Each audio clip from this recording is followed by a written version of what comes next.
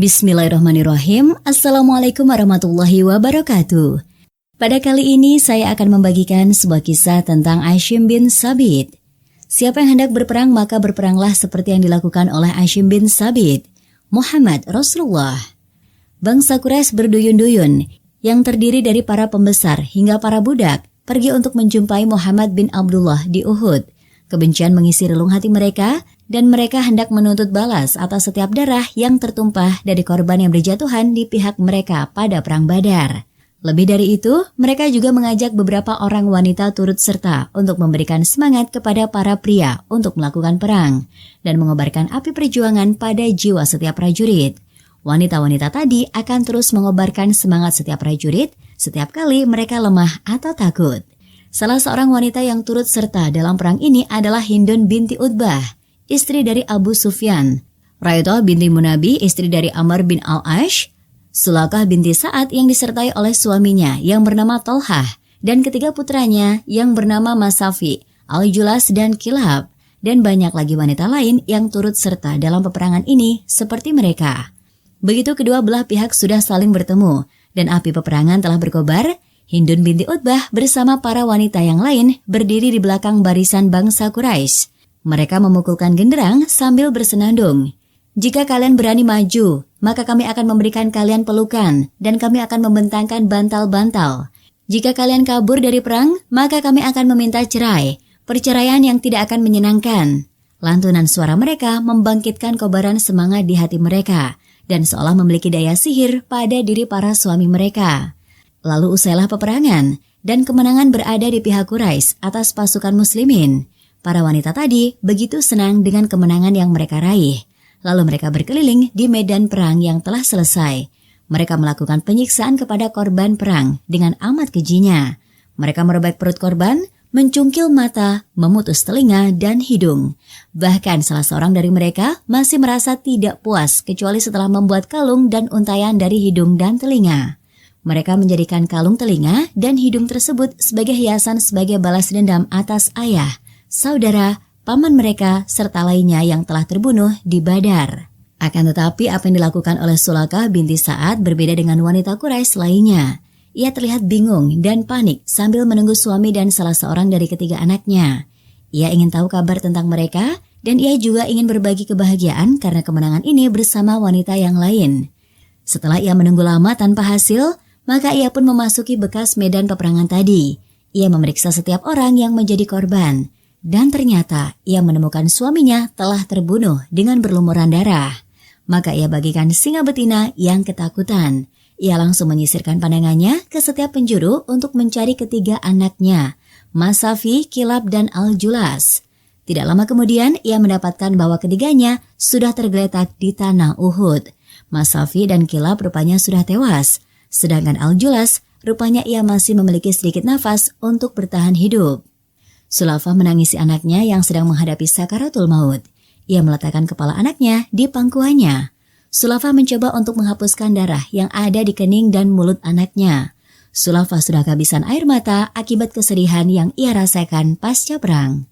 Kemudian Sulafah mendekatkan diri kepada anaknya sambil berkata, "Siapa yang telah mengalahkanmu, wahai anakku?" Anaknya berusaha untuk menjawab, akan tetapi ia tak kuasa lagi. Kemudian Sulafah kembali mendesak dengan pertanyaannya. Dan kali ini anaknya mampu menjawab dengan berkata, "Orang yang membunuhku adalah Al-Hashim bin Thabit. Dan ia juga yang telah membunuh saudaraku Musafi. Dan..." Akhirnya Al-Julas pun menghembuskan nafas terakhirnya. Maka menjadi gilalah Sulafah binti Sa'ad. Ia langsung berteriak sambil menangis sekuatnya.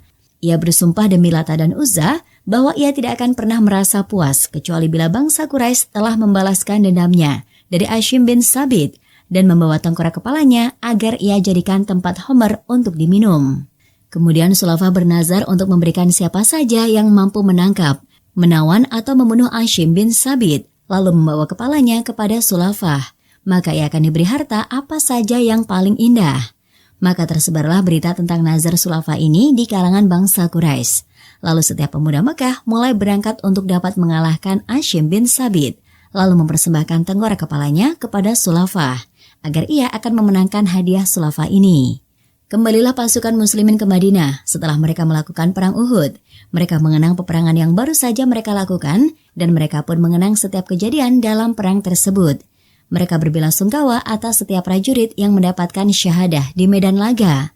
Mereka pun memberikan pujian kepada para kesatria yang begitu berani berperang. Dan mereka menyebutkan salah satu dari para kesatria tersebut adalah Hashim bin Sabit. Para pasukan muslimin merasa kagum kepada Hashim.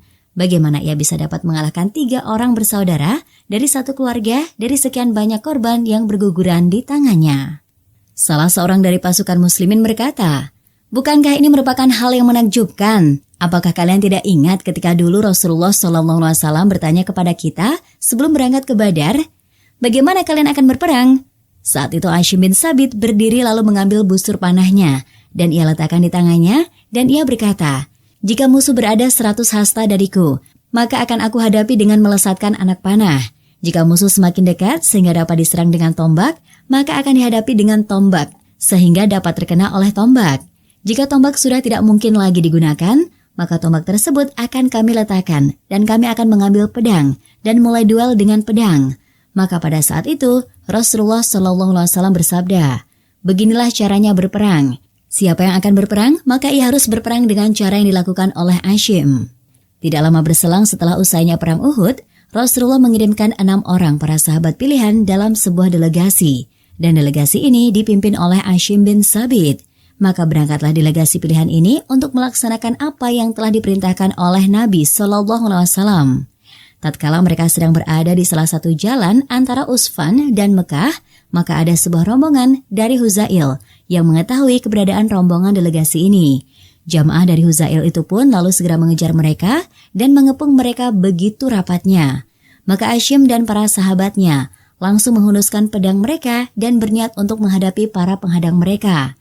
Maka orang-orang Huzail ini pun berkata kepada mereka, "Kalian tidak akan mampu menghadapi kami. Kami adalah penduduk kampung ini. Jumlah kami begitu banyak dan kalian hanya berjumlah sedikit saja. Demi Tuhan Ka'bah, kami tidak akan berbuat jahat kepada kalian bila kalian menyerah dan kalian dapat memegang janji Allah ini."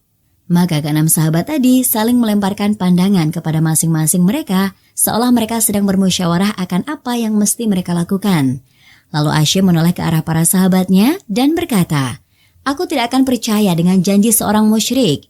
Kemudian Hashim teringat akan nazar sulafah atas dirinya dan Hashim langsung menghunuskan pedangnya dan berdoa, "Ya Allah, aku akan berjuang dan membela agamamu, maka jagalah daging dan tulangku sehingga tidak ada musuh-musuh Allah yang dapat mengalahkannya." Kemudian Hashim menyerang orang-orang Huzail tadi yang diikuti oleh kedua orang sahabatnya. Mereka adalah Marsad al-Ghanawi dan Khalid al-Laitsi. Mereka terus melawan kepada orang-orang Huzail ini sehingga mereka pun tewas satu demi satu. Sedangkan ketiga orang sahabat Rasul lainnya, mereka adalah Abdullah bin Tariq, Zaid bin al-Dutsunah, dan Hubaib bin Adi. Ketiganya menyerahkan diri kepada orang-orang Huzail tadi, namun orang-orang Huzail telah berkhianat kepada mereka. Orang-orang Huzail ini tidak mengerti bahwa salah seorang dari korban tersebut adalah Hashim bin Sabit. Begitu mereka mengetahuinya, maka mereka menjadi amat girang dan mereka menghayalkan bahwa mereka akan mendapatkan hadiah yang besar. Tidak heran, karena bukankah Sulafah binti Sa'ad telah bernazar, bila ia berhasil menangkap Hashim bin Sabit, maka ia akan meminum homer dari tengkorak kepalanya? Bukankah ia sudah berjanji, bagi siapa saja yang dapat membawa Hashim, hidup atau mati kepadanya, maka si pembawa akan mendapatkan harta apa saja yang ia inginkan? Tidak selang begitu lama setelah peristiwa terbunuhnya Hashim bin Sabit ini, sehingga suku Quraisy mendengar kabarnya. Sebab suku Huzail ini tinggal tidak jauh dari Mekah. Maka para pemuka Quraisy mengutus seseorang dari mereka kepada para pembunuh Hashim agar kepala Hashim diserahkan kepada mereka. Hal itu demi membayar kebencian Sulafah binti Sa'ad dan agar ia dapat menepati sumpahnya. Di samping itu juga, agar rasa sedihnya akibat tewasnya ketiga anaknya berkurang yang telah dibunuh semuanya oleh Hashim. Para pembesar Quraisy ini menitipkan harta yang banyak pada utusan tadi dan menyuruh utusan tersebut untuk memberikan harta tersebut kepada para penduduk Huzail. Begitu mereka menyerahkan kepala Hashim. Para penduduk Huzail hendak memotong kepala Hashim dan mereka kaget bahwa kepala Hashim telah dikerubungi oleh lebah dari seluruh sisinya. Dan setiap kali mereka hendak mendekat kepada bangkai tubuhnya, maka para lebah tadi akan terbang ke muka mereka dan menyengat mata, kening dan setiap tempat pada tubuh mereka. Semua lebah tadi berusaha untuk mengusir mereka dari tubuh Hashim. Begitu mereka putus asa setelah berusaha berkali-kali untuk melakukannya, salah seorang dari mereka berkata, "Biarkan saja tubuhnya hingga malam tiba, sebab lebah bila malam tiba akan pergi darinya, dan kalian akan dibiarkan oleh lebah untuk mendekati dirinya." Kemudian mereka pun duduk menunggu tidak jauh dari tubuh Hashim. Akan tetapi, begitu siang telah pergi dan malam mulai tiba, maka tiba-tiba langit menjadi begitu mendung dan amat pekat. Cuaca menjadi dingin dan hujan pun mulai turun dengan sangat lebatnya. Dan belum pernah ada disaksikan oleh manusia di bumi ini, hujan yang begitu lebat turun dari langit. Maka semua lereng, lembah dan jalan-jalan di bukit pun dipenuhi oleh air. Semua daerah dipenuhi dengan air yang begitu banyak. Begitu waktu pagi tiba, para penduduk Huzail mencari jasad Hashim di setiap tempat. Namun mereka tidak menemukannya. Hal itu terjadi karena air telah membawa jasadnya pergi jauh dari mereka ke tempat yang mereka tidak tahu. Rupanya Allah SWT telah mengabulkan doa Hashim bin Sabit, sehingga Allah SWT melindungi jasadnya yang suci agar tidak dianiaya. Allah juga menjaga kepala Hashim agar tidak dijadikan tempat homer untuk minum. Dan Allah tidak akan memberikan kesempatan bagi kaum musyrikin atas mukminin. Dan demikianlah kisah kali ini, semoga bisa bermanfaat bagi kita semua. Amin, Allahumma amin. Sekian, wassalamualaikum warahmatullahi wabarakatuh.